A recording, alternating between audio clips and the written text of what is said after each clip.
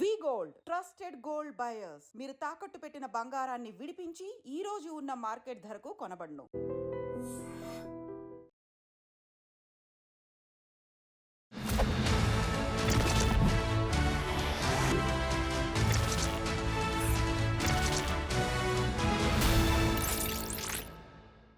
అందరికీ నమస్కారం. నేను Swaroopa Potlapalli. Welcome to I dream.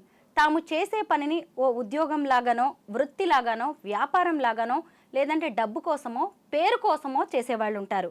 కానీ దానిని ఓ సామాజిక బాధ్యతలా చేసేవాళ్ళు చాలా కొద్దిమంది ఉంటారు. సంధ్యా థియేటర్ ఘటన దేశవ్యాప్తంగా కలకలం రేపింది. అయితే అసలు పిల్లాడిని తీసుకొని ఆమె ఎందుకు వెళ్ళింది సినిమాకి అంటూ అన్నవాళ్లే తప్ప సినిమా ఇండస్ట్రీని కానీ అల్లు అర్జున్ని కానీ తప్పు పట్టిన వాళ్ళు, నిలదీసిన వాళ్ళు అతి తక్కువ మంది. కానీ జనం తరఫున ఒకే ఒక్క వాయిస్ వినిపించిన వ్యక్తి సీనియర్ అడ్వకేట్ పాడూరి శ్రీనివాసరెడ్డి గారు. ఆయన ఈ ఘటనలో జరిగిన తప్పుల్ని ఎత్తి చూపుతూ ప్రభుత్వం చేయాల్సినవేంటో కూడా చెబుతూ ఏకంగా తెలంగాణ హైకోర్టుకు వెళ్లారు. అసలు బెనిఫిట్ షోస్ ఎందుకు? వీటి వల్ల ప్రజలకు ఒరుగుతున్నదేంటి? టికెట్ల రేట్లు ఎందుకు పెంచుతున్నారు? ఆ డబ్బంతా ఎటుపోతుంది? ఎవరికి న్యాయం జరుగుతుంది వీటి వల్ల అంటూ తన వాయిస్ వినిపించారు. వీటన్నిటి మీద కూడా తెలంగాణ హైకోర్టులో పోరాడారు. ప్రస్తుతం ఆయన నాతో పాటు ఉన్నారు. శ్రీనివాసరెడ్డి గారితో మాట్లాడి ఈరోజు అనేక విషయాలు తెలుసుకుందాం. సార్ నమస్తే. నమస్తే మేడం. నమస్తే. అసలు పుష్ప థియేటర్ ఘటనని మనం ఎప్పటికీ మర్చిపోలేము. అసలు ఈ సినిమా పాన్ ఇండియా లెవెల్లో దేశవ్యాప్తంగా ఇంటర్నేషనల్ రేంజ్కి కూడా మన టాలీవుడ్ని తీసుకువెళ్ళింది. అక్కడి వరకు మనం అప్రిషియేట్ చేయాల్సిందే. కానీ సంధ్యా థియేటర్ తొక్కిసలాటలో రేవతి అనే ఆమె చనిపోయినప్పుడు అందరూ ఒక మహిళని తప్పుపట్టారే తప్ప అసలు అక్కడ తీసుకోవాల్సిన జాగ్రత్తలు ఏంటి, ప్రభుత్వం ఎలా స్పందించింది, ఇండస్ట్రీ పెద్దలు ఏం చేశారు, అల్లు అర్జున్ వ్యవహరించిన తీరు కరెక్టేనా అని గట్టిగా మాట్లాడిన వాళ్ళు ఎవరూ లేరు. అలాంటి టైంలో మీరు వచ్చారు సీన్లోకి. ఆ టైంలో మీరు కోర్టుకు వెళ్ళారు, మీ వాయిస్ వినిపించారు. ఎందుకు సార్ మీరొక్కరే ఇంత తీసుకోవాల్సి వచ్చింది? ఒక ముందడుగు ఎందుకు వేశారు మీరు? అంటే మేము ఫస్ట్ 22 నవంబర్ నాడు ఈ పుష్ప మూవీ మేకర్స్ ఎవరైతే ఉన్నారో మైత్రి మూవర్స్ ప్లస్ వాళ్ళ సంస్థనే డిస్ట్రిబ్యూటర్స్ వాళ్ళు 22 నవంబర్ నాడు ప్రభుత్వానికి, తెలంగాణ ప్రభుత్వానికి ఒక అర్జీ పెట్టుకున్నారు. ఒక రిక్వెస్ట్ లెటర్. మాది పెద్ద సినిమా, తర్వాత మాకు కొన్ని రాయితీలు ఇవ్వాలి. అందులో ఒకటి 7 షోస్, ఒకటి తర్వాత ధరలు పెంపుదల, మూడవది బెనిఫిట్ షో. దీన్ని ప్రభుత్వం పరిశీలించిందా లేదా మనకు తెలియదు. కానీ మన 29 నవంబర్ నాడు మా దృష్టికి వచ్చింది. ఇది లేట్ ఈవినింగు. ప్రభుత్వము వాళ్ళ 22 నవంబర్ లెటర్ని ఆమోదిస్తూ వీళ్ళకి ఇట్లా బెనిఫిట్ షో 4వ తారీఖు నాడు నైట్ 9:30కి బెనిఫిట్ షో. దానికి తెలంగాణ అక్రాస్ తెలంగాణ ఉన్న రేట్ల మీద, ఎగ్జిస్టింగ్ రేట్ల మీద 800 రూపాయలు ప్లస్ జిఎస్టీ యాడ్ చేసుకొని మీరు బెనిఫిట్ షోస్ నడపవచ్చు అని. తర్వాత మిగిలినది నెక్స్ట్ ఫ్యూ డేస్, ఒక వారం రోజులు 7 షోస్, అంటే మార్నింగ్ 1 o'clock, 4 o'clock నుంచి అట్లా 7 షోస్. అది ఎప్పుడు లేదు.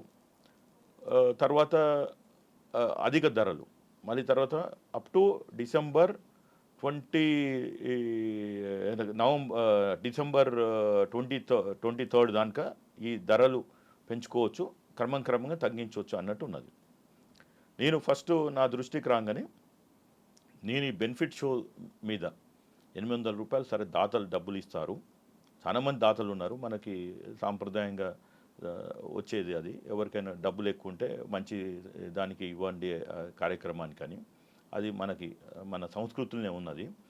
సో దాన్ని అడ్వాంటేజ్గా తీసుకొని వీళ్ళు బెనిఫిట్ షో పెట్టారు. సరే ఎక్కడికి ఆ బెనిఫిట్ అనేది అదొక నా మదిలో వచ్చింది, మైండ్లోకి. రెండోది వచ్చింది, అప్పుడు కోల్డ్ వేవ్ నడుస్తుంది.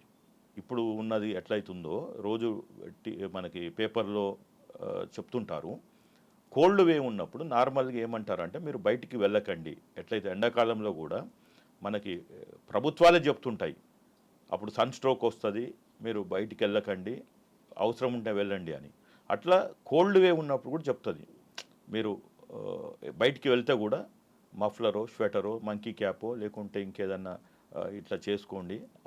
మార్నింగ్ వాకర్స్ కూడా చెప్తారు, మీరు వెళ్ళకండి, కొంచెం సన్లైట్ వచ్చినాక 7:30కి అట్లా వెళ్ళండి, లేకుంటే ఇంట్లోనే చేసుకోమని వాళ్ళ డాక్టర్స్ కూడా చెప్తారు.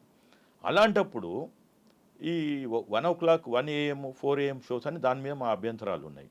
సో ఇవన్నీ కూడా నేను ఒక 30వ తారీఖు నాడు నా లెటర్ హెడ్ మీద స్పెషల్ చీఫ్ సెక్రటరీ హోమ్ ఎవరైతే ఈ జీవో సంతకం చేశారో మెమో 29 నవంబర్ మెమో, ఈ ధరల పెంపుదల, ఈ ఎర్లీ మార్నింగ్ షోస్ ఇవన్నిటిని నా అబ్జెక్షన్స్ రైజ్ చేస్తూ ఇది ప్రైమా ఫేసియా ఒకటి GO 120, GO 10, over and above cinematography act plus human rights ఇవన్నిటికీ వయలేషన్స్ ఉన్నాయి. హ్యూమన్ రైట్స్ కూడా ఏమవుతుందంటే మనకి తెలియదు, చాలా మందికి అవగాహన ఉండకుండా వాళ్ళంతలో వాళ్ళు అక్కడ ఒక డేంజర్ ఉందని చెప్పి అది ప్రభుత్వం హెచ్చరించాలి, లేకుంటే మనం వెళ్ళిపోతాం అట్లా. సో ఇది అన్నిటిని మేము చెప్తూ మేము నా లెటర్ హెడ్ మీద లెటర్ అంటే ఈమెయిల్ ద్వారా నా లెటర్ పంపించాను. ఎవరికి? ఒకటి రవి గుప్తా గారికి, special chief secretary home, who has signed the memo. రెండోది డీజీపీ గారికి కూడా, ఎందుకంటే మేము యాంటిసిపేట్ చేశాను లా అండ్ ఆర్డర్ ప్రాబ్లం వస్తుంది, తర్వాత ఈ కోల్డ్ వేవ్ తోటి అంటే వ్యాధులు రావచ్చు, ఏమన్నా ఇట్లనే కోల్డ్, కాఫ్, దగ్గు, పర్షం అంటాము ఇలాంటివి. So you have to take care of అని వాళ్ళకి మళ్ళీ డీజీపీ గారికి రాశాం. స్పందన రాలే. 1 నవంబర్ నాడు నా దగ్గర ఒక క్లయింట్ వచ్చారు, Satish Kamal, who is a senior journalist and is a president of Telangana journalist forum. వారు ఒక సోషల్ యాక్టివిస్ట్గా నా దగ్గరికి వస్తే I have taken up the cause. నేను లెటర్ రాస్తే కూడా స్పందించలేదు. Let's go to the court అని ఒక రిట్ పిటిషన్ వేయటం జరిగింది. 2 డిసెంబర్ నాడు మేము రిట్ పిటిషన్ దాఖలు చేశాము హైకోర్టులో, తెలంగాణ హైకోర్టులో. మొత్తం ఆ మెమోని ఛాలెంజ్ చేస్తూ 29th నవంబర్ తెలంగాణ ప్రభుత్వం ఇచ్చిన మెమోని ఛాలెంజ్ చేస్తూ మేము మా రిట్ పిటిషన్ వేసాము. 3వ తారీఖు నాడు డిసెంబర్ 3 నాడు అడ్మిట్ అయింది. నేను వాదనలు వినిపించాను, మాది అడ్మిట్ అయింది. మేము అక్కడ వెరీ క్లియర్గా, ఎందుకంటే I don't want to come in between the cinema makers, cinema goers, కానీ అక్కడ మళ్ళీ న్యాయం చేయాలి, న్యాయ పోరాటం చేయాలి. కాబట్టి మేము సినిమాని ఆపదలుచుకోలే. వి సెడ్ మాకు పోస్ట్పోన్మెంట్ అవసరం లేదు, cinema let the cinema go. కానీ ఒకటి ఏంది అంటే బెనిఫిట్ షోకి రావాల్సిన వచ్చిన డబ్బులు అవి ఎవరి ఖాతాలకు వెళ్తున్నాయి. ఆ ప్రశ్నకి కోర్టు ఏమన్నదంటే, సరే మీరు ఇప్పుడు బెనిఫిట్ షోని ఆపాలంటున్నారు, లేపు మేము ఆపదలుచుకోలేదు, let the benefit show also continue. ఎందుకంటే టికెట్స్ బుక్ చేసుకున్నారు, ఇంక్లూడింగ్ మీ ఆల్సో, నేను కూడా టికెట్ బుక్ చేసుకున్నా. సో సినిమా చూడటము ప్రేక్షకుడి యొక్క హక్కు, right, having purchase the ticket. So I said I'm not here to press to stop the movie, so including benefit show also. So అది continue కావాలి. కానీ దానికి వచ్చే డబ్బులు ఎక్కడికి పోతున్నాయి? అది someone should not benefit, it should go for a noble cause. అంటే అది నోబుల్ కాజ్ అంటే సీఎం రిలీఫ్ ఫండో, లేకుంటే పిఎం కేర్ అని ఉంటుంది, లేకుంటే ఇంకేదైనా ఆపత్తులు, విపత్తులు, మనకి వరదలు వచ్చినప్పుడు, ఇంకేదైనా కరువు అలాంటివి వచ్చినప్పుడు దానికి వాడుతుంటారు. సో అలాంటి ఒక నోబుల్ కాజ్కి వెళ్ళాలి. సో అది మేము అడిగితే వాళ్ళు జడ్జి గారు ఏమన్నారంటే, fine, we will get the data, కాబట్టి మేము మూవీ ఆపలేదు ఇది బెనిఫిట్ షో. కానీ 1 గంటకి morning, early morning 1 AM 4 AM అని ప్రెస్ చేశాము. అది కూడా హ్యావింగ్ పర్చేజ్ ద టికెట్స్. ఇది నడవనియండి ఈ సినిమాకి, ఎందుకంటే కొద్ది రోజులే, 3-4 రోజులే చాలామంది టికెట్లు కొనుక్కున్నారు. కాబట్టి అది కూడా మేము ఆపలేదు. కానీ నెక్స్ట్ సినిమాలకు ఇవ్వద్దు అని చెప్పాం. నెక్స్ట్ సినిమాలకి ఇవ్వద్దు, ఎందుకంటే అది జడ్జి గారు ఒప్పుకున్నారు. వారు ఏమన్నారంటే, నేను ఇంట్రీమ్ ఆర్డర్ పాస్ చేస్తాను, సరే ఇప్పుడు మీరు సినిమా ఆపట్లేదు కదా అంటే అక్కడికి క్లియర్గా ఉన్నాం. సో మాది అడ్మిట్ అయింది, ఆ రోజు అడ్మిట్ అయింది. 17 డిసెంబర్కి తదుపరి వాదనలు ఉన్నాయి. 17 డిసెంబర్కి మైత్రి మూవీస్ వాళ్ళు ఈ ప్రశ్నలు ఏదైతే బెనిఫిట్ షో డబ్బులు ఎక్కడికి పోతున్నాయి, వాళ్ళ దగ్గర ఇంకా అదొకటే ఉన్నది, మిగిలింది ఇంకా మెమోని మేమేమి సస్పెండ్ చేయమని లేదు, లేదా మనం సినిమాని ఆపమని లేదు. ప్యారలల్గా అది వేరే వాళ్ళు సినిమా ఆపమని అడిగారు. అక్కడ మాత్రం వాళ్ళకి ₹1,00,000 పెనాల్టీ వేసి చాలా డిస్మిస్ చేశారు వాళ్ళ డబ్ల్యూపీ రిట్ పిటిషన్ని. మాది అడ్మిట్ అయింది. ఇప్పుడు కూడా నడుస్తుంది my writ petition, my fight on Pushpa 2 is still going on. ఇప్పుడు నెక్స్ట్ వాదన 20వ తారీఖు ఫిబ్రవరి నాడు ఉంది. సో ఇది ఒక సుదీర్ఘమైన ఒక క్షణికావేశంతోటో వేసిన కేసు కాదు, పేరుకో ప్రతిష్టకో కాదు. ఇది సినిమా ఇండస్ట్రీలో జరుగుతున్న ఏదైతే సగటు ప్రేక్షకుడికి పాపం వాళ్ళు ఏదో కాయకష్టం చేసి సంపాదించుకున్న డబ్బుని, లేదు పెద్దవాళ్ళు అంటే ధనికులు కూడా ఆ బెనిఫిట్ షోకి వచ్చి మేము ఏదో మా ఇచ్చిన మేము ఆ డబ్బులు ఎక్కడికి పోతున్నాయి అనేది నాది, అది ఆ పోరాటం జరుగుతుంటుంది. ఆ బెనిఫిట్ షోకి వచ్చిన డబ్బులు ఎలాగో అది ఎక్కడనో దగ్గర ఉంటుంది, దాన్ని మేము ఎస్క్రో అకౌంట్ చేయమని చెప్పాము. కానీ కోర్టుకి ఆ పరిధి లేదు escrow account, because I'm a trained not only a lawyer, I'm a management consultant. My specialization is in international trade and economic law. So నాకు తెలుసు ఒక న్యాయవాదిగా కోర్టుకి ఏం పరిధులు ఉంటాయి. రెండోది, we have to balance between justice and also economic activity in the country also. కాబట్టి నేను ఒక ఈడియట్గానో ఒక ఫూల్గానో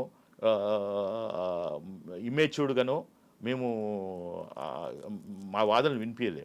it is at a high intellectual level for a longer industry reforms కోసం చేశాము అని మా క్లయింట్ కూడా క్లియర్గా చెప్పాను. అతను కూడా being a association president, he also has the magnanimity to understand my way of fighting the case. So he is with me. So దాంట్లో మాకైతే ఇప్పుడు we are happy with what the court has given. So అంటే మళ్ళీ step by ఇస్తున్నారు. నిన్న కూడా మేము మళ్ళీ ఇంకొకటి అడిగాం, ఎస్టర్డే ఆల్సో మళ్ళీ హియరింగ్లో వాళ్ళు అంటే 11 PM to 11 AM below 16 years should not be allowed in to theatres అని వెరీ క్లియర్గా చెప్పారు. సో అది రేపు ఇంకొక 2 daysలో ఆర్డర్ అవుతుంది. అంటే yesterday dictated the order, being a Saturday and Sunday, most probably Monday we will get it. So then we can share with the media also. అయితే సంధ్య థియేటర్లో తొక్కిసలాట జరిగిన తర్వాత రేవతి అనే ఆమె చనిపోయింది. ఆ తర్వాత జరిగిన పరిణామాలన్నీ మనం చూసాం. ప్రభుత్వం కూడా దీని మీద చాలా సీరియస్గా రెస్పాండ్ అయింది. ఏకంగా సీఎం రేవంత్ రెడ్డి అసెంబ్లీలోనే ప్రకటన చేశారు, ఇక మీదట టికెట్ల పెంపు ఉండదు అని చెప్పారు. అలాగే మళ్ళీ బెనిఫిట్ షోస్ కూడా ఉండవు సంక్రాంతికి రిలీజ్ కాబోయే ఏ భారీ బడ్జెట్ సినిమాకి కూడా అని ఆయన అంత ఖచ్చితంగా చెప్పిన తర్వాత మళ్ళీ గేమ్ చేంజర్కి ఎలా తీసుకొచ్చుకున్నారు జనవరి 10న రిలీజ్ అయిన ఈ సినిమా కోసం? తర్వాత ఏం జరిగింది? తెర వెనుక చాలా కథ నడిచింది దానికి సంబంధించి, అది మీకు తెలుసు, మీరే ప్రత్యక్ష సాక్షి. అవునండి. ఇప్పుడు మేము ఎప్పుడైతే ఈ పోరాటం చేస్తున్నామో పుష్ప 2 మీద మా ఏదైతే రిట్ పిటిషన్ యాక్సెప్ట్ అయిందో ఆ రోజు మేము క్లియర్గా చెప్పాము, అంటే హెల్త్ ఇష్యూస్ వస్తాయి, లా అండ్ ఆర్డర్ ప్రాబ్లం వస్తుంది, కానీ ఇట్లా స్టాంపేడ్ అవుతుందని మేము ఊహించలేదు. ఎందుకంటే నెక్స్ట్ హియరింగ్లో జడ్జి గారు అడిగారు, మీరేమన్నా అది అలాంటి పాయింట్ ఏమన్నా మెన్షన్ చేశారు? ఎందుకంటే పాపం వారి కాన్షియస్ కూడా have passed an order the day to suspend benefit shows, the one life would have been saved అనేది ఆయనకు మనసులో ఉన్నది. నన్ను ఫస్ట్ అడిగాడు మా నెక్స్ట్ హియరింగ్లో 17వ తారీఖు నాడు. నేను చెప్పాను, స్టాంపేడ్ అనే వర్డ్ మేము వాడలేదు, బట్ డెఫినెట్గా లా and order problem and anti social elements రావడానికి ఉంటాయి. అందుకని గ్రామీణ ప్రాంతాలలో 1ంటికి 4ంటికి అంటే కొందరు ఫ్యామిలీస్ తోటి వస్తారు, మహిళలు వస్తుంటారు, వాళ్ళ మీద ఏమన్నా అటాకులు, గ్యాంగ్ రేప్స్ ఇలాంటివి ఏమైనా జరగవచ్చు అనేది మేము ఉంచాము. That is why we have kept a open word used as a law and order problem and illegal activities, anti social elements may take an advantage అని చెప్పాం. కానీ దిస్ వీ నెవర్ యాంటిసిపేటెడ్ అని చెప్పాను. But unfortunately one life has lost and her ఎవరైతే చనిపోయారో రేవతి గారు, పాపం వాళ్ళ అబ్బాయి కూడా ఈరోజు దానికి కూడా హాస్పిటల్ ఉన్నట్టు అనిపిస్తుంది. అంటే నేను కూడా పోయి చూశాను. ఇన్ఫ్యాక్ట్ అది 5th నాడు మేము ప్రెస్ మీట్ కూడా పెట్టాము. నాకు తెలియగానే నేను పోలీస్ స్టేషన్కి వెళ్ళాను. ఏదైతే మధ్యరాత్రి అక్కడ తొక్కిసలాట 9:30కి ప్రాంతంలో జరిగిందో, నాకు 12:30కి 1 o'clockకే మెసేజ్ వచ్చింది, one life has lost and somebody అంటే అప్పటికి వీళ్ళిద్దరు కనెక్టింగ్ మదర్ అండ్ సన్ అని తెలియదు నాకు. ఇంకొక బాబు కొంచెము అది క్రిటికల్ ఉన్నాడని తెలిసింది. సో నేను next day around 1 o'clock 2 o'clock after my this one court work Chikkadpally police స్టేషన్కి వెళ్ళి అక్కడ ఎస్ఓచని కలిశాను. కలిస్తే అప్పుడు చెప్పాడు, లేదు సార్ అన్ఫార్చునేట్లీ మదర్ చనిపోయింది, వాళ్ళ సన్నే శ్రీతేజ్ అతను ఇట్లా కోమాలో ఉన్నాడు అని. మళ్ళీ వాట్ హ్యాపెండ్ అంటే అతను చూపించాడు, నాకు వీడియోస్ అవన్నీ చూపించారు, మేము ఈవెన్ ఇతన్ని సేవ్ చేయగలిగాము, పీసీఆర్ చేశాము, ఇదంతా చెప్పాడు. ఆమెనేమో అక్కడనే స్పృహ పడిపోయింది, ఇంకా మేము హాస్పిటల్ తీసుకుపోతే డిక్లేర్ డెడ్ అని చెప్పారు అని. సరే నేను ప్రెస్ మీటు ఆ రోజు పెట్టి అంటే మా ప్రెస్ మీట్ ఆల్రెడీ ఉన్నది, but that is for what we have done for benefit shows and early morning shows ఒక క్లారిటీ ఇవ్వటానికి. ఎందుకంటే ఒక పిటిషన్ ఏమో కొట్టేశారు, రిట్ పిటిషను, ఫైన్ వేశారు ₹1,00,000. సో మాదేమో అడ్మిట్ అయింది. సో మీడియాలో ఏమైందంటే అది మన ఈ పుష్ప 2కి క్లియరెన్స్ వచ్చింది, ₹1,00,000 ఫైన్ వేశారు అన్నట్టు మొత్తం మీడియాలో, అది సోషల్ మీడియా, ఎలక్ట్రానిక్లో, even print media, the Hindu పేపర్లో కూడా వచ్చింది. మాది ఎక్కడనో కింద రాశారు, another petition is admitted and it is next hearing is on 17th. వారు ఎస్క్రో అకౌంట్ అడిగారు, జడ్జి గారు ఇవ్వలేదు. బట్ అల్టిమేట్గా ఆ పైసలు బెనిఫిట్ షోది ఎక్కడ పోవాలనేది తర్వాత నిర్ణయిస్తారనేది అది ఒక చిన్న బిట్గా రాశారు ఒక పారాగ్రాఫ్లో. బట్ హెడ్డింగ్ మాత్రం పుష్ప 2కి క్లియరెన్స్ వచ్చింది, అది చివాట్లు పెట్టిన హైకోర్టు ఏదో అని రాశారు, ₹1,00,000 పెనాల్టీ వేశారు, ఫైన్ వేశారని. అయితే ఆ క్లారిటీ కోసం మేము ముందరనే ప్రెస్ మీట్ పెట్టాం. 3rd నాడు మాది అడ్మిట్ అయింది, ప్యారలల్గా ఇంకొక రిట్ పిటిషన్ డిస్మిస్ అయింది. సో ఆ కన్ఫ్యూజన్ని క్లారిఫై చేయడానికి, క్లియర్ చేయడానికి మేము 5th నాడు ప్రెస్ మీట్ పెట్టాం. ఎందుకంటే 4th హెడ్లైన్స్ మెయిన్ మీడియాలో, మెయిన్ పేపర్స్ ఉన్నాయి కదా ప్రింట్ మీడియాలో, వాళ్ళు ఇట్లా పుష్ప 2కి లైన్ క్లియర్ అయింది, హైకోర్టు చివాట్లు పెట్టింది, ₹1,00,000 పెనాల్టీ వేసిందని రాసినాక నేను ఈవెన్ హిందూలో, because I read Hindu, so Hindu, డీసీలో, టైమ్స్ ఆఫ్ ఇండియాలో, మళ్ళీ మన తెలుగు పేపర్లలో చూసినాక ఇమ్మీడియట్గా I thought it is my duty to clarify to the entire సమాజానికి. పుష్ప 2కి లైన్ క్లియర్ అయింది కరెక్టే, దాంట్లో మేమేం మా పాయింట్ కూడా అది కాదు.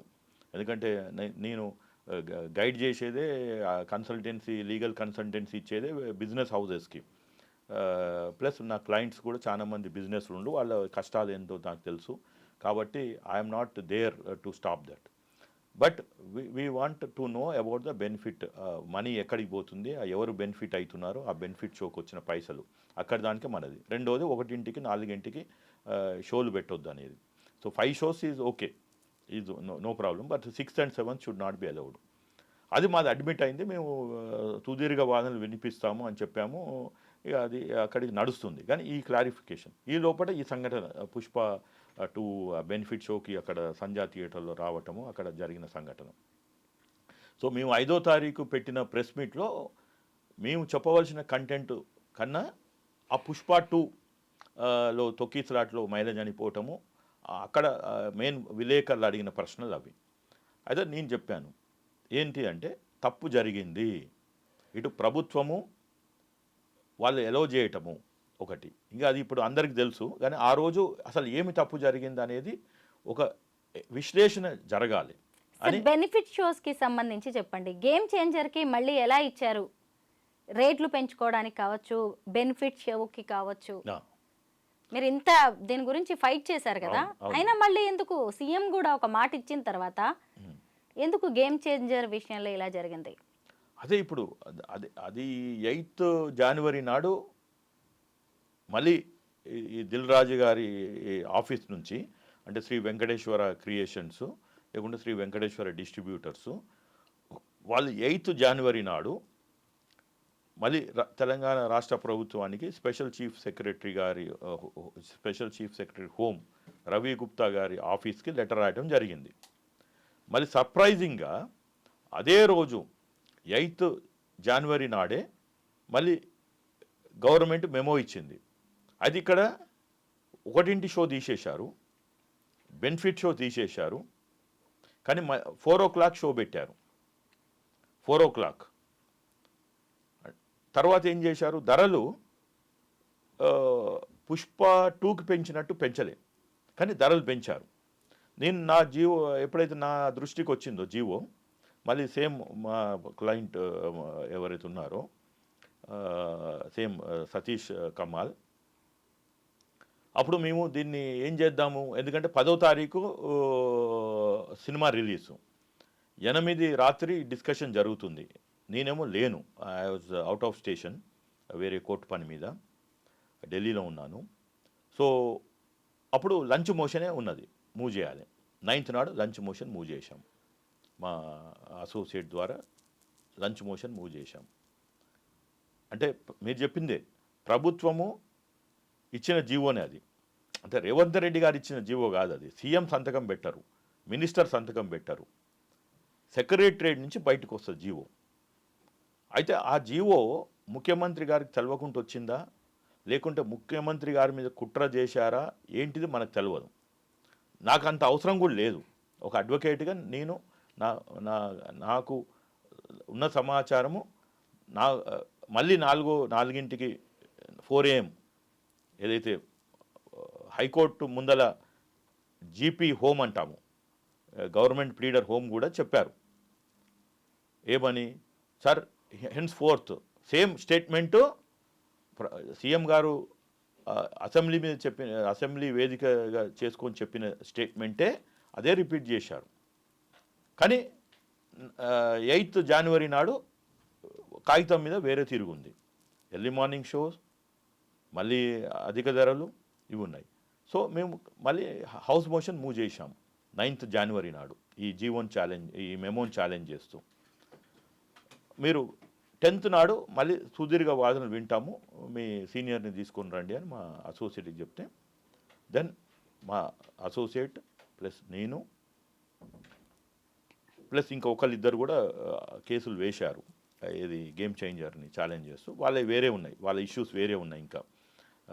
కానీ మేము అందులోకి పోలేదు. మాది ఒకటి క్లియర్గా, ఈ ఎర్లీ మార్నింగ్ షోస్ వద్దు, 4 సినిమా షోస్ మ్యాక్సిమం ఉంటే 5వ షోకి ఇవ్వండి. ఇట్లా 6, 7 ఇవ్వటంతో ప్రజలు హెల్త్ ఇష్యూస్ వస్తున్నాయి, కుటుంబాలలో ప్రాబ్లమ్స్ వస్తున్నాయి. వాడు పొద్దుగాల సినిమా చూసి వచ్చి ఇటు ఉద్యోగానికి పోలేడు, పిల్లల్ని తీసుకొని పోతే వాళ్ళు చదువుకు పోలేరు, కానీ సినిమా చూడాలని ఒక ఆతృత ఉంటుంది చూడాలని. సో ఇదన్నీ కామన్ మ్యాన్కి కొన్ని కష్టము. అంటే డెసిషన్ మేకింగ్ అనేది అనుభవంతో వచ్చేది. వాళ్ళు పాపం 20, 30, 35 ఏండ్ల మహిళలు, ఇప్పుడు ఆమె చనిపోయిన ఆమె కూడా చూస్తే her age is 35, maybe her husband maybe another 3-4 years ఉంటాడు, అంటే 40 లోపట. ఆ పిల్లలు ఇప్పుడు ఆయన హాస్పిటల్లో ఉన్న అబ్బాయి 10 years, అరౌండ్ 7, ఒకళ్ళు 7 అంటున్నారు, ఒకళ్ళు 8 అంటున్నారు, 10 అంటున్నారు. అతను 3-4 ఏళ్ళప్పుడు ఆ పుష్ప 1 సినిమా చూసిండు. అది భయంకరంగా అతని మనసులో నాటుకొని పోయింది అంత చిన్నప్పుడు. మనకు అందుకనే చిన్నప్పుడు తల్లిదండ్రులు కాకుండా ఆ ఉమ్మడి కుటుంబాలలో తాతమ్మలో లేదా అమ్మమ్మలో నాయనమ్మలో నేర్పించేవాళ్ళు, మంచి నేర్పించేవాళ్ళు. అంటే రాముడు కృష్ణుడు అని, లేకుంటే పురాణాల గురించి మంచి చెడుకు వ్యత్యాసం చెప్పేవాళ్ళు. కానీ ఇప్పుడు చెప్పలేకపోతున్నారు ఎవరు. ఒక తరముకి మిస్ అయింది. వాళ్ళు ఇవాళ పేరెంట్స్ అయ్యారు, వాళ్ళు పిల్లలకి ఏం చెప్పలేకపోతున్నారు. పిల్లలు ఏది అడిగితే ఇది చేస్తున్నాము, లేదా మనకేం దోస్తే మనం చేస్తున్నాము. ఈ సినిమా చూడాలి ఇలా మధ్యరాత్రి అంటే పోవాలి, లేదు పిల్లలు అడిగినారు కదా మళ్ళీ వాళ్ళు ఏమన్నా అంటే గార్వం. అంతకుముందుకు పూర్వం 8 మంది 10 మంది ఉండేవాళ్ళు, అవి ఏమి లేవు, బాధ్యతలు ఉన్నాయి, ఆప్యాయతలు ఉన్నాయి, కానీ ఈ ప్యాంపరింగ్ ఇవి లేవు. ఇప్పుడు ఏంది, సింగిల్ చైల్డ్ 2 చైల్డ్ కాబట్టి కంపల్సరీ వాడు అడిగిందే ఇవ్వాలి, వాడి కోసమే కదా మనం బతుకుతున్నాము, వాడికి చిన్న చిన్న కోరికలు తీర్చలేకుంటే మనము ఎందుకు ఈ అన్నట్టు ఏదో తీసుకెళ్ళి ఇస్తున్నారు. పెద్ద పెద్ద ఇచ్చే పరిస్థితులు లేరు ఇప్పుడు. మధ్యతరగతి కుటుంబం వాడికి ఒక కారు కొనియాలి, బైక్ కొనియాలంటే కూడా కష్టం అయిపోయింది. తులం బంగారం 70,000 80,000 అయింది. కనీసం ఓ బర్త్డేకి ఒక కేకో లేకుంటే సినిమా టికెట్ 1000 రూపాయలు 2000 గామాత్రం కొనియకుంటే ఎట్లా అని చేస్తున్నారు. దీన్ని సైకలాజికల్గా ఈ సినిమా ఇండస్ట్రీ వాళ్ళు క్లియర్గా అర్థం చేసుకున్నారు. మధ్యతరగతి కుటుంబం వాళ్ళు ఎలాగూ ఇప్పుడు బంగారం కొనే పరిస్థితులు లేరు, కార్లు కొనే పరిస్థితులు లేరు, బైకులు కొనే పరిస్థితులు లేరు.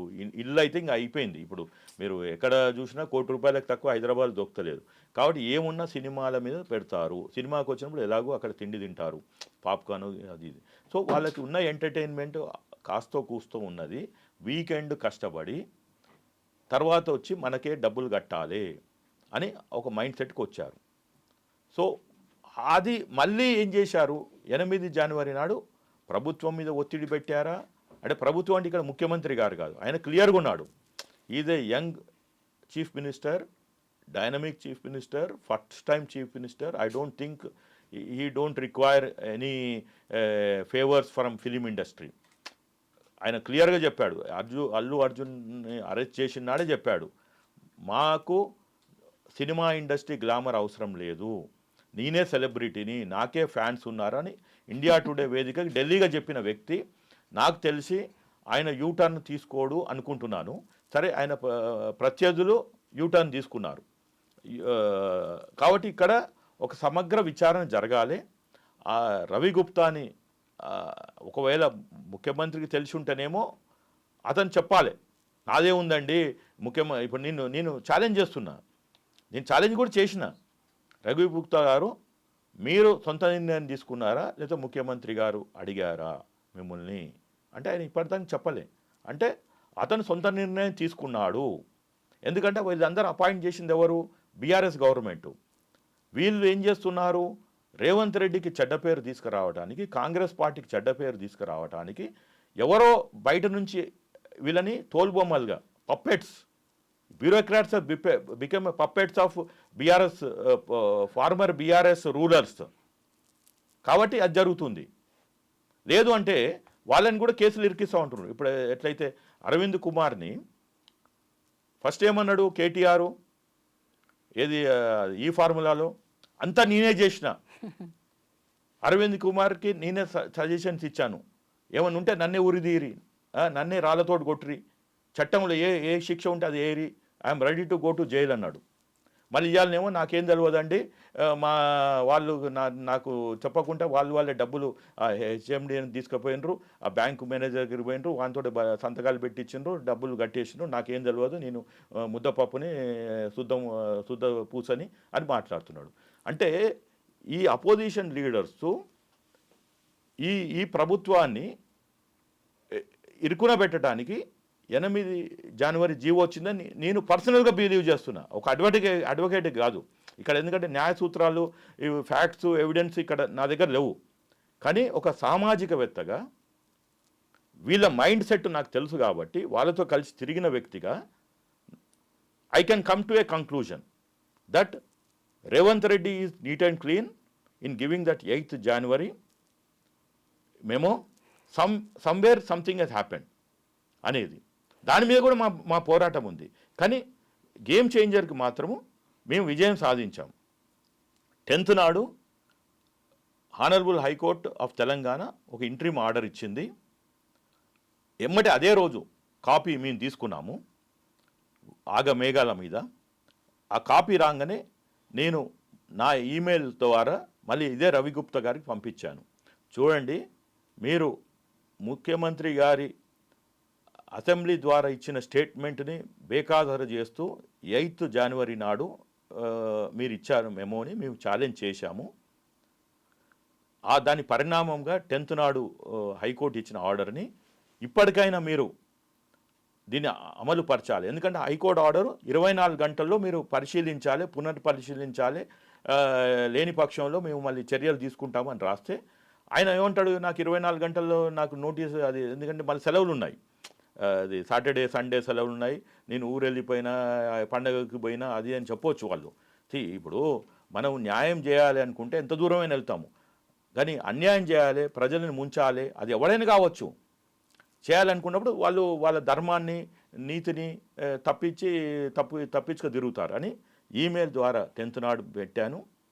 అది కరెక్ట్గా ఆయన 11th నాడు మధ్యాహ్నమో ఈవినింగో చెప్పాడు, we are recalling that GO, we cancelling.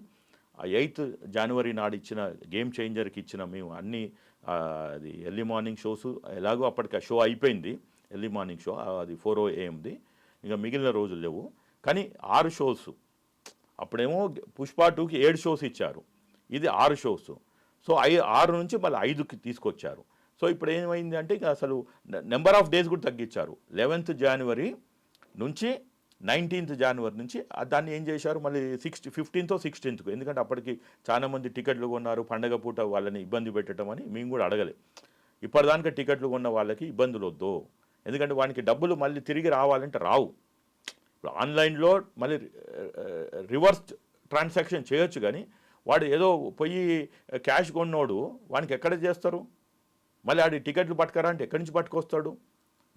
మళ్ళీ క్యూలో నిలబడాలంటే 200-300 రూపాయలకి మళ్ళీ ఆడు క్యూలో నిలబడలేడు. అయితే ఇక్కడ గేమ్ చేంజర్ టికెట్ల పెంపు కావచ్చు, బెనిఫిట్ షోస్కి సంబంధించి CM Revanth Reddy neat and క్లియర్గా ఉన్నారని మీరు చెప్తున్నారు. అయితే మొత్తానికి మీరు తీసుకున్న యాక్షన్ కావచ్చు, మీరు వేసిన పిటిషన్స్తో ఆ తర్వాత వచ్చిన డాకు మహారాజ్ కానీ సంక్రాంతికి వస్తున్న వీటికి మాత్రం మళ్ళీ టికెట్ల రేట్లు పెంచడం, బెనిఫిట్ షోస్ లాంటివి లేవు. ఇక్కడి వరకు ఖచ్చితంగా మిమ్మల్ని అప్రిషియేట్ చేసి తీరాల్సిందే.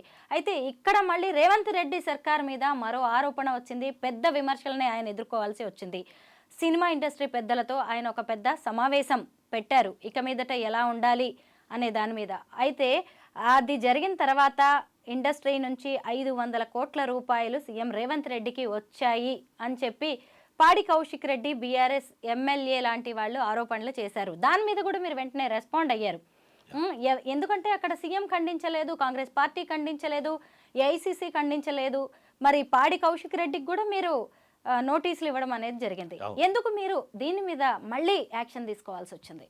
అవునండి, ఇప్పుడు 8th January నాడు ఇందాక అడిగినట్టు మీరు రవి గుప్తా గారు as a special chief secretary home వారి సంతకంతో మనకు మెమో బయటకు వచ్చింది.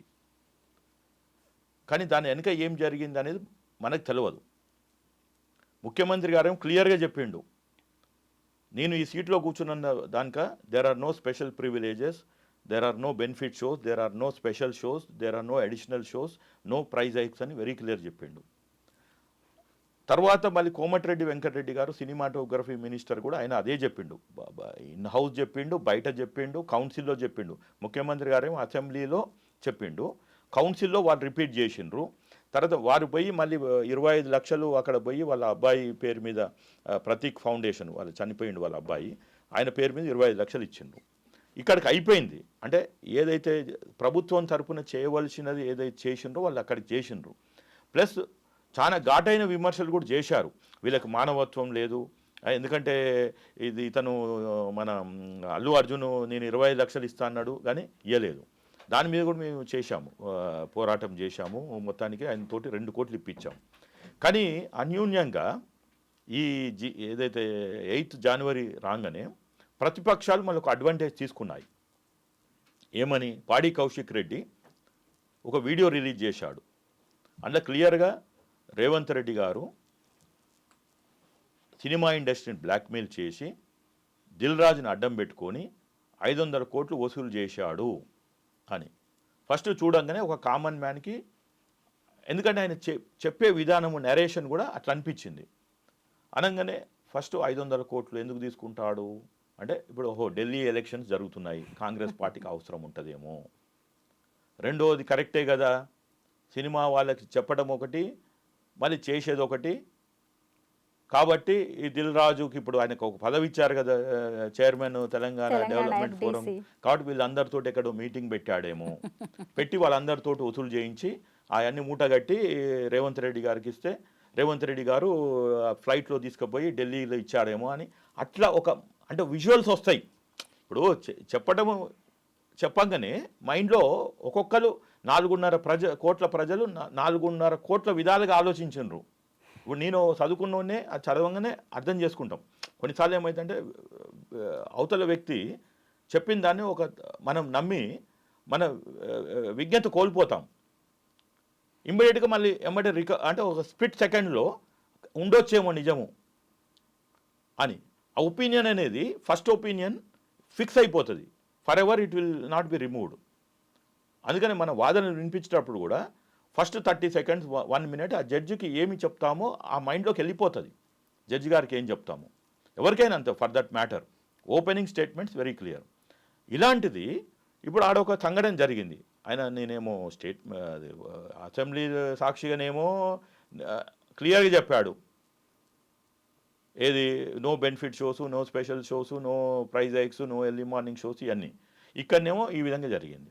పాడి కౌశిక్ రెడ్డి గారు ఇది దాన్ని మేము తేల్చడానికి, ఎందుకంటే మనం ప్రజాస్వామ్యం ఉన్నాం. ప్రజాస్వామ్యంలో ప్రజలకి నిజాలు తెలవాలి. సరే, కోర్టు ద్వారా తెలవడానికి టైం పడుతుంది. అందుకనే ఫోర్త్ ఎస్టేట్ మీడియా ఉంది. మీడియా ద్వారానే తెలవాలి.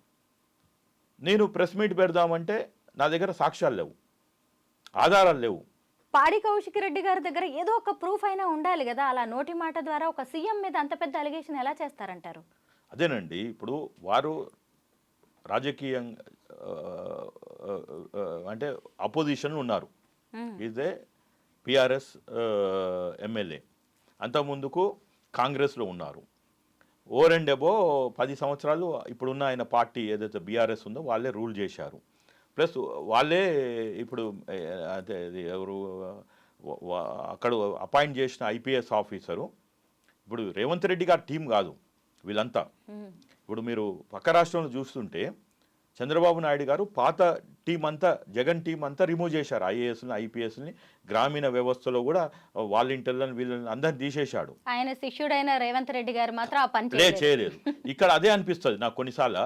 అంటే చాలా మంది చునేటోళ్ళు అనుకోవచ్చు ఈజ్ ఏ కాంగ్రెస్ మ్యాన్ అది అని. I'm a politically neutral person. I'm a social activist and A political activist also. But ఇక్కడ ఎవరి వైపు నియత ఉంటుందో వాళ్ళ వైపు మాట్లాడే వ్యక్తిని నేను. అది రేపు ఎవరైనా కావచ్చు. ఈ నీతిని, నియతిని మనం సమాజంలో పెంపొందించాలి. అక్కడ మనకు బ్లర్ అంటే మన ముందర ముసుగు రావద్దు.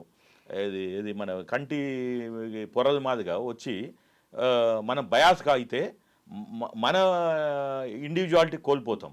కాబట్టి ఇదంతా చేయటానికే మేము ఏం చేశాము అంటే సుదీర్ఘంగా 10 పేజీలు, 1-2 పేజీలు ఉంటాయి, మ్యాక్సిమం ఉంటే 3 పేజీలు ఉంటుంది లీగల్ నోటీసు.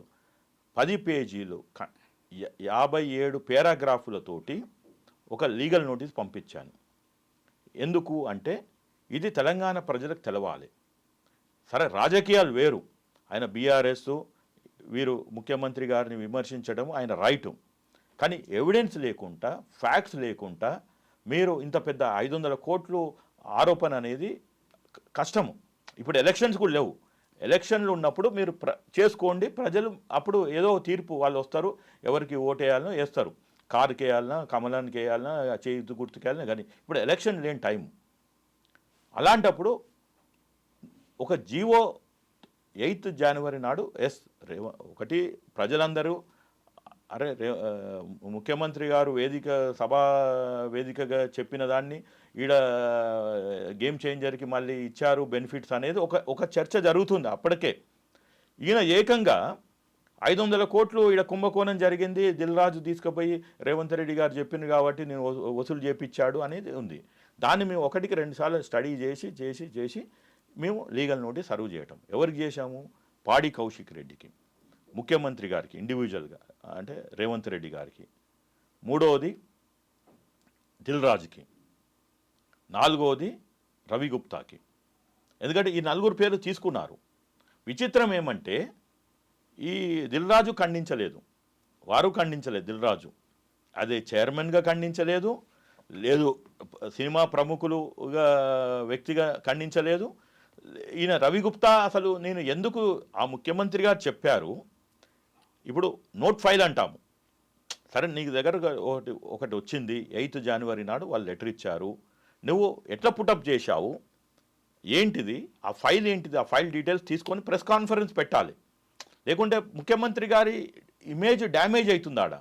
కాబట్టి ఆయన మౌనంగా ఉన్నాడు. మనకేంది నార్మల్గా మౌనము అర్ధాంగీకారం, సైలెన్స్ ఈజ్ యాక్సెప్టెన్స్ అంటాం. ఇంత తెలుగులో అయితే అర్ధాంగీకారమే, ఇంగ్లీష్లో అయితే silence is acceptance. It is absolute acceptance. ఇప్పుడు నేను ఖండించలేదంటే it is assuming that I'm accepting that as a fact. కానీ నా దగ్గర ఏమీ డిఫెన్స్ లేదు. అవతల వ్యక్తి మనం నోటీసు పంపించాము, ఆయనకి ఏమి లేకుంటే మనకి రిప్లై ఇవ్వడు, కౌంటర్ ఉండదు, డిఫెన్స్ ఉండదు. సో జడ్జి ఏమంటారు, ex parte order because he has not come and appeared, so he has nothing to say. So I am passing this order because you are the winner అన్నట్టు ఇచ్చాము. ఇప్పుడు మనకి గేమ్లో ఇద్దరు ఉంటే అది వాడు విన్నరు వాడు లూజర్ ఉంటాడు. ఇప్పుడు గేమ్లో అవతల వాడు లేడనుకోండి వాడే విన్నరు. ఇప్పుడు క్లాస్లో నువ్వు ఫస్ట్ ర్యాంక్ వచ్చినావు అంటే అట్లా క్లాస్లో ఉన్నది ఒకడే.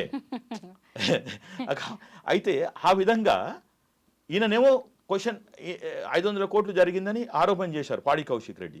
వీళ్ళు మౌనంగా ఉన్నారు. ఈ లోపల ఆయనేమో మన ముఖ్యమంత్రి గారేమో బిజీ అయిపోయినారు. ఏది ఆయన టూర్ ఉంది, ఏది ఫస్ట్ స్టెప్ ఆస్ట్రేలియాకి పోవాలి, ఆస్ట్రేలియా నుంచి సింగపూర్ పోవాలి, సింగపూర్ నుంచి దవాస్కి పోయి రావాలి. కానీ అనుకోకుండా ఏఐసిసి అది అక్కడ మీటింగ్స్ తర్వాత వాళ్ళ ఆఫీస్ ఓపెనింగ్కి ఆస్ట్రేలియా ట్రిప్ క్యాన్సిల్ అయిపోయింది. So is busy in is own way. నేనేమంటున్నా అంటే ఆ నోటీస్ పంపించాం. ఓరెండబో ఈ నోటీస్ ఈ నలుగురికే కాకుండా ప్రజలందరూ కూడా తెలవాలి. మేము all India president Mallikarjuna Kharge గారికి పంపించాం ఢిల్లీకి. తర్వాత Ajay Maken because is the treasurer. తర్వాత ఇక్కడ ఉన్న దీపాదాస్ మున్షి తెలంగాణ వ్యవహారాల ఇన్ఛార్జ్. ఎస్. 4వది టీపీసీసీ ప్రెసిడెంట్ మహేష్ కుమార్ గౌడ్కి. 8 మందికి మేము లీగల్ నోటీసు 17వ తారీఖు జనవరి నాడు తయారు చేసి పంపించాం. ప్లస్ ఇందులో కొన్ని పారాగ్రాఫులు ఈ యొక్క 500 కోట్లని ఎలా బయటకు తీయాలి, కాంప్రహెన్సివ్ ఇన్వెస్టిగేషన్ ఎవరు చేయాలి, తర్వాత ప్రధానమంత్రి గారు ఏదైతే నీ మై కావుంగా మై కానే దేవుంగా అంటున్నాడో వారికి కూడా ట్యాగ్ చేసి కొన్ని పారాగ్రాఫులు వాళ్ళకు కూడా రాసి అందులో ఉన్నాయి. వాళ్ళకి సీసీ పెట్టాం. అంటే ఈ నోటీసు కాపీని వాళ్ళకు కూడా సర్వ్ చేశాం. ఎవరికి? సాక్షాత్తు ఈ దేశ ప్రధానమంత్రికి, other than Narendra Damodar Das Modi, home minister, ఎందుకంటే ఆయన చేతులు సిబిఐ ఉంటుంది, తర్వాత ఫైనాన్స్ మినిస్టర్. 500 కోట్లు అంటే వాళ్ళు ఎవరు జోబులో పెట్టుకొని తిరగరు కాబట్టి ఎక్కడ పోయినాయి. కాబట్టి ఇన్కమ్ ట్యాక్స్ అంటే ఎవరో బ్యాంకు ఖాతాల నుంచి వచ్చినాయా, లేకుంటే ఇక్కడ ఏమన్నా ఎక్సెస్ క్యాష్, అన్అకౌంటెడ్ క్యాష్ ఉంటేనే చేతులు మారుతాయి క్యాష్. లేకుంటే 500 కోట్లు నా అకౌంట్ నుంచి మీ అకౌంట్ నుంచి ఇంకో అకౌంట్ ట్రాన్స్ఫర్ చేయడానికి హైలీ ఇంపాసిబుల్. కాబట్టి ఇది క్యాష్ ట్రాన్సాక్షన్ జరిగినాయి అని నిర్మలా సీతారామన్ గారికి పెట్టాము. పెడుతూ మళ్ళీ director income tax at Delhi and also here in Hyderabad, ఇక్కడ సర్కిల్ ఉంటుంది ఏపీకి అండ్ తెలంగాణకి. ఇక్కడ చీఫ్ ఆఫీసర్ ఉంటారు, చీఫ్ కమిషనర్ ఇన్కమ్ ట్యాక్స్, వారికి ఈడీ ఢిల్లీ అండ్ ఇక్కడ మన బషీర్బాగ్ ఆఫీస్కి, ప్లస్ సిబిఐ ఢిల్లీ అండ్ ఇక్కడ ఉన్న కోటిలో ఉన్న మన ఇక్కడ ఆఫీస్కి పంపించాం. మాకు ఇమ్మీడియట్గా అంటే ఈమెయిల్ ద్వారా పంపించాము, డిటిడిసి కొరియర్లో పంపించాము, ఓరెండబో వాళ్ళ వాట్సాప్లో కూడా పంపించాము. మా దగ్గర ఇన్ఫర్మేషన్ ఉంది, ఇంక్లూడింగ్ మోడీ గారి మొబైల్ నెంబర్ ఉన్నది, నిర్మలా సీతారామన్ గారి దగ్గర ఉంది, అందరి నా దగ్గర మొబైల్స్ ఉన్నాయి, వాట్సాప్ కూడా పంపించాం. మాకు 20th అంటే ఎందుకంటే సెలవులు ఉన్నాయి సాటర్డే సండే, మండే మార్నింగ్ నాకు ఒక 12:30కి ఒక మెయిల్ వచ్చింది. ఇది హైదరాబాద్ వాళ్ళు మాది రికగ్నైజ్ చేస్తూ మీ దగ్గర ఇంకేమైనా ఆధారాలు ఉంటే ఇవ్వండి అని. మా దగ్గర ఉన్నాయి, మా క్లయింట్ దగ్గర ఉన్నాయి, పంపించాం. అది క్లియర్ అయిపోయింది. మండే అయిపోయింది. ట్యూస్డే మార్నింగ్ నేను కూడా ఎక్స్పెక్ట్ చేయలే, ట్యూస్డే మార్నింగ్ నుంచి రైట్స్ స్టార్ట్ అయినాయి. సో ఒక వ్యక్తి అనుకుంటే వ్యవస్థని మార్చవచ్చు అని సినిమాలో కాదు, ప్రాక్టికల్ కూడా మనం చూపించగలిగాం. కానీ కమిట్మెంట్ ఉండాలి. ఇప్పుడు నేనైతే ఒకటే చెప్తున్నాను, మా యొక్క 10 పేజీల legal notice is the foundation for this rights. అంటే పునాది రాయి అక్కడ పడ్డది. ఎందుకంటే మేము భారతదేశ ప్రధానమంత్రినే టచ్ చేశాం. ఇప్పుడు ఆయన రైట్ చేయలేదనుకోండి, ఈ పెంటంతా ఈ గొడవంతా ఎక్కడ పోతుంది, ఈ మరకంతా ప్రధానమంత్రి గారికి అంటుతుంది. ఆయనని సేవ్ చేసుకోవటానికి ఈ రైట్స్ చేపించాడు. కానీ ఈ రైట్స్ తర్వాత ఇప్పుడు అసలు అయింది ప్రధానమంత్రి గారి ఒక డ్యూటీ, నిర్మలా సీతారామన్ గారి డ్యూటీ. ఇవాళ ఏదో రైట్స్ అయిపోయినాయి అంటున్నారు, కానీ ప్రెస్ మీట్ పెట్టి వీళ్ళు వెళ్ళాలి. హైదరాబాద్లో ప్రెస్ మీట్ పెట్టి సరే ఈ రైట్స్ వెనక ఉన్నది ప్రధానమంత్రి అంటున్నారా? అవును. ఎలా అంటే దానికి ఇంకా రాజకీయ కోణం వేరే ఉందండి. ప్రధానమంత్రి గారు ఎట్లుంటారు అంటే సార్ మీరు ఒక అడ్వకేట్, మీరు ఒక సోషల్ యాక్టివిస్ట్, అవును, ప్రధానమంత్రి ఉన్నారు వెనక అని ఎలా అంటారు? ఆయనకు డబ్బులు అవసరం లేదు మేడం. మనం 10 సంవత్సరాలు చూస్తున్నాం ప్రధానమంత్రి గారిని. ఇప్పుడు ఇది 11వ సంవత్సరము. అంతకుముందు గుజరాత్లో 2002 నుంచి చూస్తున్నాము. నేను వారిని క్లోజ్గా అబ్జర్వ్ చేస్తా. నేను గుజరాత్లో కూడా ఉన్నాను. ఓకే, వారు గుడ్ మ్యాన్, బట్ అతనికి అందరికి ఒక్కొక్క వీక్నెస్ ఉంటుంది. ప్రతి మనిషికి, రామునికి ఒక వీక్నెస్, కృష్ణునికి ఒక వీక్నెస్, అందరికీ ప్రతి మనిషికి, మానవునికి 100% పర్ఫెక్ట్ అంటోడు ఎవడు లేడు. ఉంటే అది మెషిన్, మానవుడు కాదు. It is a machine, but machine also some times floss అంటాం. అది అందులో కూడా ఎర్రర్స్ ఉంటాయి. అయితే ప్రధానమంత్రి గారికి ఒకటే ఒక కోరిక ఏంటంటే అది కాంగ్రెస్ బుక్ టు భారత్. అది ఆయన నేను తప్పుపట్టట్లే. ఆయన 70 ఏళ్ళ సంవత్సరంలో కూడా 24/7 ఇదే నినాదం కోసం, దీనికోసం పనిచేస్తుండు. అది ఇక్కడ ఏంది అంటే ప్రధానమంత్రి గారు ఒకటి రేవంత్ రెడ్డి గారిని కాంగ్రెస్ నుంచి బయటకన్నా తీసుకొచ్చి నాన్ కాంగ్రెస్ గవర్నమెంట్ ఫామ్ చేయటం, లేదు ఈ గవర్నమెంట్ని కొలాప్స్ చేయటం. దీనికి కలిసి వచ్చే వాళ్ళతో కలిసిపోతాడు. మీద రికార్డ్స్ చూపిస్తున్నారు. పుష్ప 2కి 2000 కోట్ల రూపాయలు వచ్చాయి అని చెప్తున్నారు. ఇటు చూస్తే సంక్రాంతికి వస్తున్నాం సినిమా కావచ్చు, డాకు మహారాజ్, వీటన్నిటి కూడా మంచి కలెక్షన్స్ వచ్చాయి, రికార్డ్స్ సాధించామని వీళ్ళంతటా వీళ్ళే చెప్తున్నారు, ఎలాంటి ప్రూఫ్స్ లేకుండా. అలాంటప్పుడు సగటు మనిషికి కూడా ఇక్కడ లేనిపోని ఇంట్రెస్ట్ అనేది క్రియేట్ అవుతుందిగా, నిజంగా ఇన్ని డబ్బులా అని చెప్పి మిగతా సినిమాల వాళ్ళు కూడా చూస్తారు కదా. ఇప్పుడు దీనిలో ఒక ప్రధానమంత్రి ఇన్వాల్వ్ అవ్వాల్సిన అవసరం ఏముంది? కాదు మేడం, ఇప్పుడు ఈ దేశంలో సెలబ్రిటీస్ అంటాము. ఓకే, ఈవెన్ పొలిటీషియన్స్ మీరు కరెక్ట్గా చెప్తే వాళ్ళకు ఓట్లు వేయించేది కూడా ఎవరు? సెలబ్రిటీసే. పొలిటీషియన్స్కి మళ్ళీ డబ్బులు ఇచ్చేది కూడా సెలబ్రిటీసే. అది క్రికెటర్స్ కావచ్చు, లేకుంటే ఫిలిం స్టార్స్ కావచ్చు. ఇప్పుడు ఈ అల్లు అర్జున్ ఉన్నాడు, ఆయన పోయి వాళ్ళ ఫ్రెండ్, వాళ్ళ మిస్సెస్ వాళ్ళ ఎవరు సమ్ రిలేటివ్కి అక్కడ పోయి ప్రచారం చేశాడు కర్నూలులో, వైఎస్ఆర్సీపీ వాళ్ళకి. అప్పుడే కదా విభేదాలు వచ్చింది. ఎందుకు వచ్చింది అంటే కూటమి, మేము డూ ఆర్ డై. ఇది ఇప్పుడు జగన్ ఏమో వై నాట్ 175 అని ఆయన కూర్చున్నాడు. ఆ రోజు 175, వై నాట్ 175 అన్నప్పుడు ఒక్క సీటు కూడా ఇంపార్టెంటే. కాబట్టి ఇతన్ని మొత్తానికి వాళ్ళ మిస్సెస్ ఫ్రెండో ఏదో అని చెప్పి తీసుకెళ్లారు. అంటే ఏంది, సెలబ్రిటీస్ వస్తే ఓట్లు పడతాయని. ఇంక ఎస్పెషల్లీ సౌత్ ఇండియాలో ఇప్పుడు మీరు పవన్ కళ్యాణ్ గారిని చూడండి, ఆయన మహారాష్ట్రకి తీసుకెళ్లారు, లేకపోతే ఇక్కడికి తీసుకెళ్లారు, ఢిల్లీకి ఇప్పుడు తీసుకెళ్తున్నారు.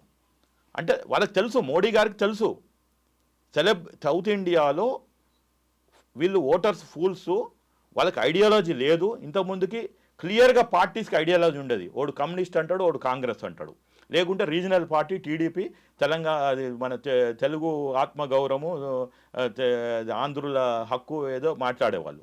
ఎప్పుడైతే మళ్ళీ ఇంకొక రీజనల్ పార్టీ వచ్చిందో టీఆర్ఎస్, కేసీఆర్, ఆయన ఏమి గ్లామర్గా లేడే, ఆయన ఏమైనా సినిమా స్టార్ మాదిరిగా, శోభన్ మాదిరిగా లేడే. కానీ ఆయనను చూసి ఆయన ఎమ్మటి పోయినరు. ఆయన పార్టీలో ఉన్న వాళ్ళు ఏం గ్లామరస్గా లేరు. ఈవెన్ విజయశాంతి కూడా ఓడిపోయింది. అంటే కొన్ని దగ్గర పని చేస్తుంది, కొన్ని దగ్గర పని చేయదు. కానీ ప్రధానమంత్రి గారికి ఏంటంటే ఆయన పైనే చూస్తాడు. ఓకే, సౌత్ ఇండియాలో గ్లామర్ పని చేస్తుంది, ఎందుకంటే అక్కడ జయలలిత గెలిచింది, అక్కడ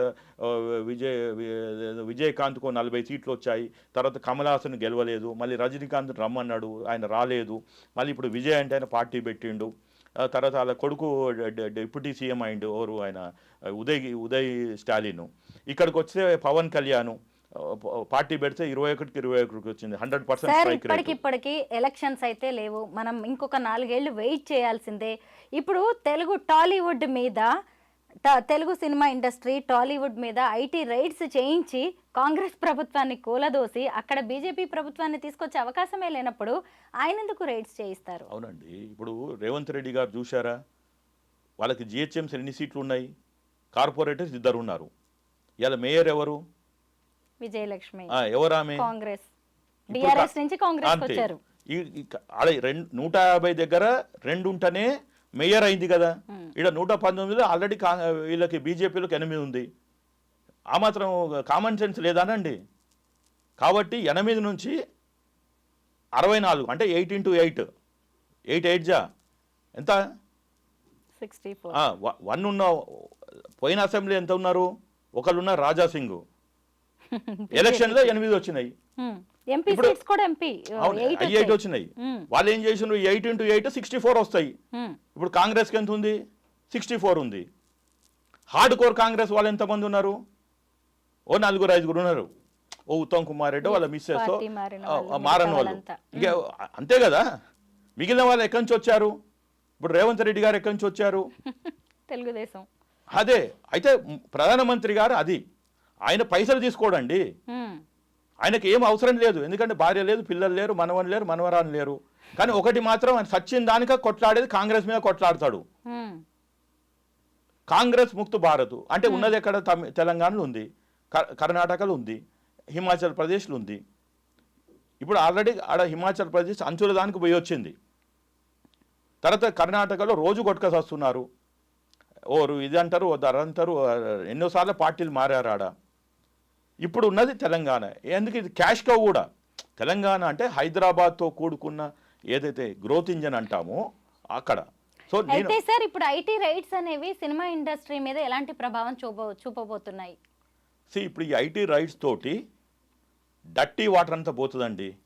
ఇప్పుడు మనము గేట్లు తెరిచాము, లేదా మనము పొద్దున్న లేవగానే గిన్నెలు కడుక్కుంటాము, లేదా స్నానం చేస్తాము, అట్లా ఒక ఫ్రెష్నెస్ వస్తుంది. నిజంగా వీళ్ళు నీతివంతులు అయితేనేమో ఇప్పుడు 3వ తారీఖు ఫిబ్రవరి నాడు చెప్పారు, దిల్ రాజు గారికి నోటీస్ ఇచ్చారు, మీరు లెక్కలు చెప్పండి అని. ఆయన ఏమన్నాడు? సరేనండి, నేను చదువుకోలేదు, నా ఆడిటర్స్ తీసుకొచ్చి లెక్కలు చెప్తారు, ఫైల్స్ అన్ని అకౌంట్స్ చెప్తారు. If he has done a neat and clean business, there is no manipulations, IT will give him a clean chit. మళ్ళీ ఆయన దగ్గర 5 సంవత్సరాల దానికి రైట్స్ జరగదు. అన్లెస్ మళ్ళీ ఇంకెవరన్నా స్టేట్మెంట్ ఇస్తే, మళ్ళీ ఇట్లనే 500 కోట్లు ఎవరు కొట్టేశారు, 500 కోట్లు అది ఇది అని అంటే మళ్ళీ జరుగుతాయి. అప్పటిదానికి జరగదు. ఇప్పుడు బాధ్యత అంతా దిల్ రాజు గారి మీద ఉంది.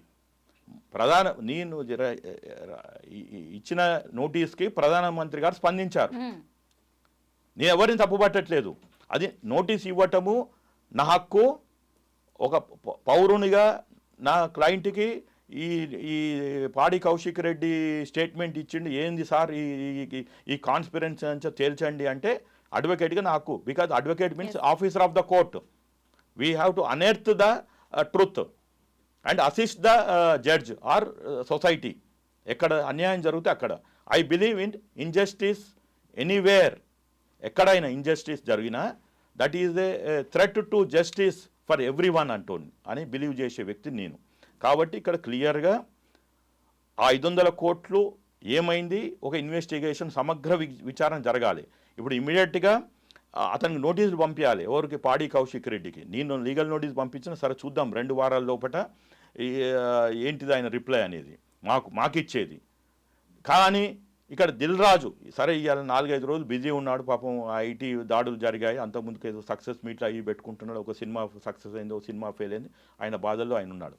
కానీ రేపో ఎల్లుండో వచ్చి ఈ 500 కోట్లు తీసుకున్నాడా లేదా, లేదు పాడి కౌశిక్ రెడ్డి అలిగేషనే చేస్తే he should give another legal notice. లేదు దిల్ రాజు గారు నాకేమో ఆయన శత్రువు కాదు, మిత్రువు కాదు, నా క్లయింట్ వస్తే ఆయనకేం తీసుకోను, సిన్స్ ఆయన కష్టాల్లో ఉండు కాబట్టి ఆయన దగ్గర ఏం ఫీజు తీసుకోకుండానే మరొక లీగల్ నోటీసు పాడి కౌశిక్ రెడ్డి గారికి దిల్ రాజు గారు నాకు దగ్గరికి వస్తే డిఫమేషన్ సూట్ వేస్తాము, both civil and criminal, because my client reputation you have taken my client.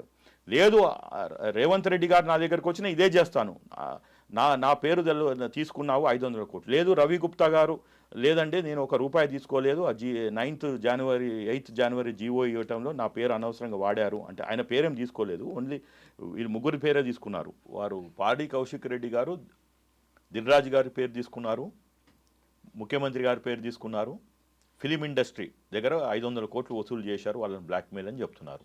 ఇప్పుడు ఫిలిం ఇండస్ట్రీ అంటే ఒకరిద్దరు కాదు,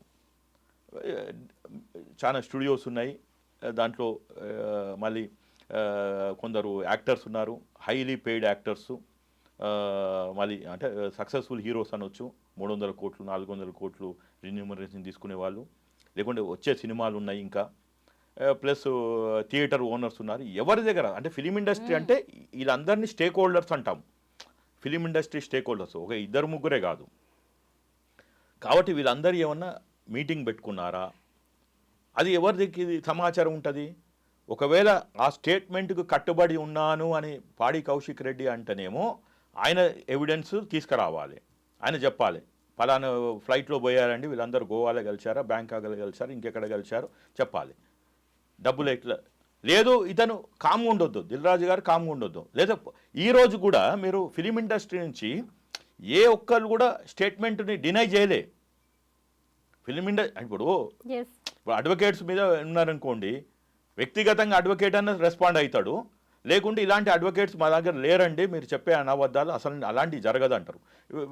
డాక్టర్స్ కూడా అంతే, డాక్టర్స్ అసోసియేషన్స్ కూడా చెప్తారు. ఇప్పుడు మొన్న ఒక క్రైమ్ ఏదో జరిగింది ఎక్కడో దిల్సుఖ్ నగర్లోనో ఎల్బీ నగర్లోనో ఏదో హాస్పిటల్లో వాళ్ళు ఏదో కిడ్నీ మార్పిడి జరిగింది 50 లక్షలని, ఇమీడియట్గా దాని మీద యాక్షన్ తీసుకున్నారు కదా. ఇప్పుడు నిన్న మార్చారు కదా, ఇన్ఛార్జ్ డిఎంఈ అని ఉన్నారు మేడం, నాకు తెలుసు, మాకు పరిచయం అంటే ప్రొఫెషనల్గా పరిచయము. డాక్టర్ వాణి గారు, అంతకుముందుకు డాక్టర్ రమేష్ రెడ్డి గారు, వీళ్ళంతా పరిచయం.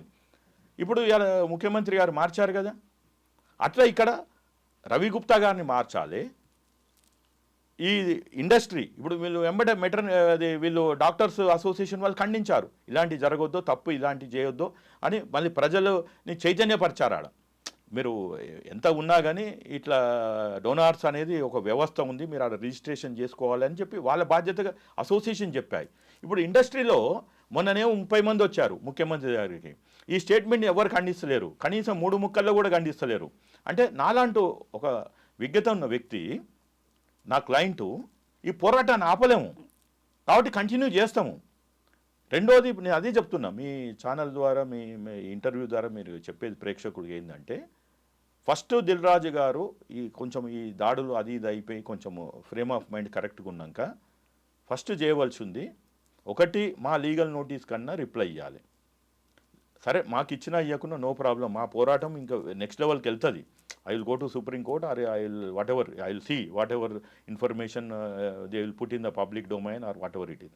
కానీ వారు ఫస్ట్ కర్తవ్యం చేయవలసింది, chairman of Telangana film development చైర్మన్గా, ఇది పొలిటికల్ స్టేట్మెంటు, ఇది వాపస్ తీసుకోవాలి, ఆయన బహిరంగ క్షమాపణ చెప్పాలి మీడియా పరంగా అని, ఇంకొక వీడియో రిలీజ్ చేయాలని చెప్పాలి.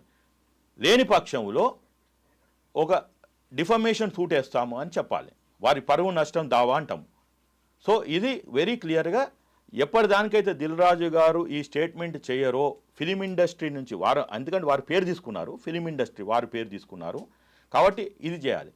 కాంగ్రెస్ పార్టీ తరఫున కూడా, అంటే వాళ్ళు Congress party maybe waiting for ముఖ్యమంత్రి గారు, బహుశా వాళ్ళు వచ్చి ఉంటారు, ఇంకా వాళ్ళు మళ్ళీ బిజీ ఉంటారు. ఇప్పుడు ముఖ్యమంత్రి గారు అంటే ఏమి నా మాదిగానో మీ మాదిగానో ఖాళీగా ఉండరు కదా, వారు మన రాగానే మళ్ళీ రివ్యూ కూడా బిజీ అయ్యారు. మన అంటే వారు బిజీ, అందరం బిజీ అండి. ఇప్పుడు చిన్న పిల్లగాడు ఇవాళ భూమి మీద పుట్టినోడు కూడా పాపం బిజీయే, వాడు తిన్నంతసేపు తింటాడు, ఆడుకుంటాడు, పడుకుంటాడు, ఎవరి లెవెల్లో వాడు బిజీయే. కానీ ముఖ్యమంత్రి గారు చేయవలసిన ప్రయారిటీస్ కొన్ని ఉంటాయి, వారికి దృష్టికి రావాల్సినప్పుడు టైంకి వస్తాయి. ఇప్పుడు మీరు కోర్టులో ఉన్నాయనుకోండి, ఎంత బిజీ ఉన్నా నెక్స్ట్ వాదన వారం రోజులు 3 రోజులు 2 రోజులు అంటాడు. అట్లా ఈయన దృష్టికి ఎప్పుడు చేయాలి, ఎప్పుడు యాక్ట్ కావాలనేది ఒక సిస్టమ్ ఉంటుంది అక్కడ. ఈ persons I want to do it, but position వాళ్ళని ఆపగలుగుతుంది. లేదు యుద్ధ ప్రాతిపదిక చేయాలంటే వార్ ఫుటింగ్ చేసేస్తారు, అది in the interest of larger interest of Telangana.